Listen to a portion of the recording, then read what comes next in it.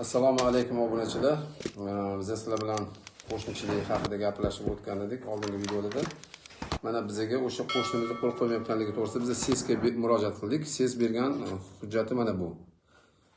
Mana shu hujjatga asosan mana quyosh qanaqa turishi, qanaqa qo'shnimizga tushishi, bizdan ziyon yo'qligini ko'rsatib berdi. Biz bu bilan sudga murojaat qilsak bo'ladi. Biz u qo'shnimiz bilan sudlashishni xohlamaymiz.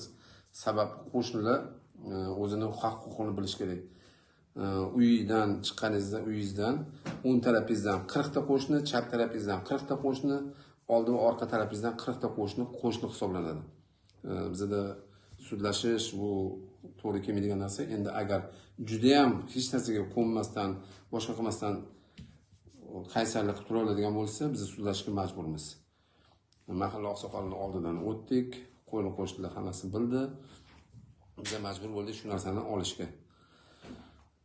Bu narsa endi agar hozir yana biz u odam oldlaridan bir marta qaytib o'tamiz, agar qarshilik qiladigan bo'lsalar, yana qaytib qo'l qo'ymaydigan bo'lsalar, biz sudga topshirishga majburmiz.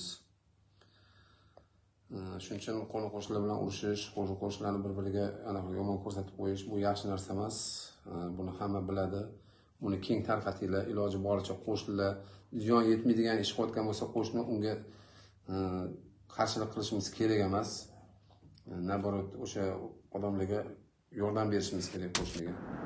Qanchalik shahrimiz chiroyli bo'lib, qanchalik chiroyli uylarda yashashsa, hammamiz uchun yaxshi narsa bu. Biz shunday deb bilamiz.